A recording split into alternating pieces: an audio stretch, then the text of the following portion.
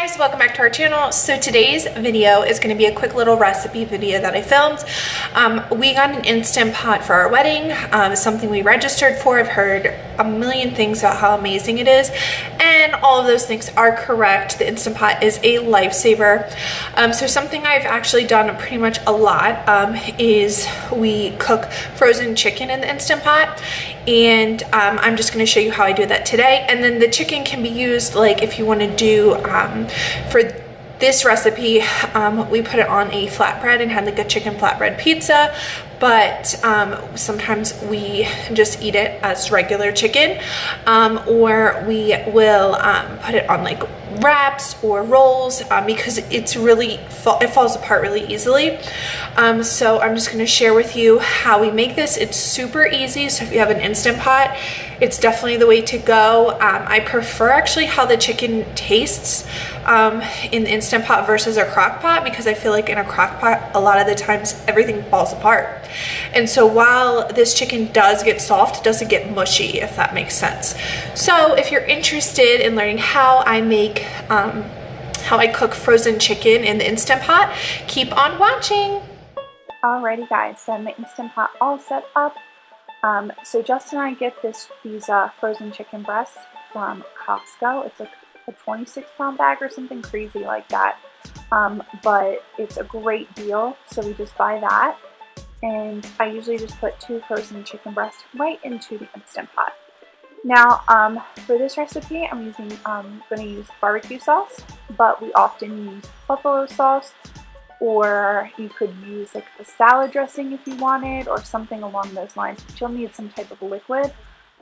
You could also probably use chicken broth or chicken stock or something like that as well. And honestly, I just kind of eyeball how much I'm going to put in the Instant Pot, and just make sure that it covers up the chicken.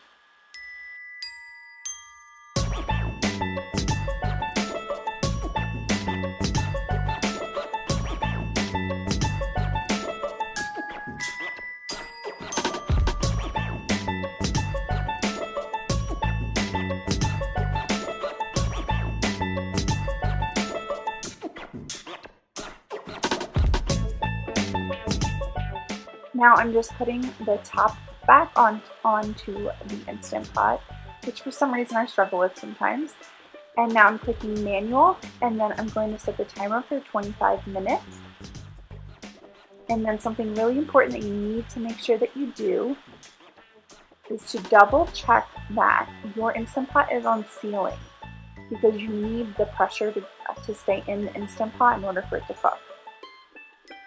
Now, after the 25 minutes, I like to let it sit for about 5 to 6 minutes, and then I release it. That's what I did when I pulled that lever, and that released the pressure.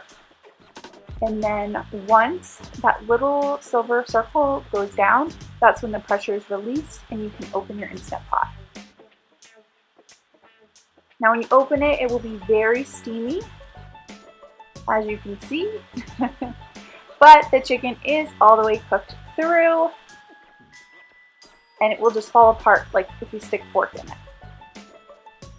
So now I'm actually just going to put it on top of this flatbread pizza. We just made a cheesy chicken barbecue flatbread pizza for dinner, and it was really delicious. Like I said in the beginning, we like to put it on flatbread. We make wraps, we make sandwiches. We just eat regular chicken because we'll just cut it and like just have it on our plate by itself, but you can do a lot with this recipe for sure.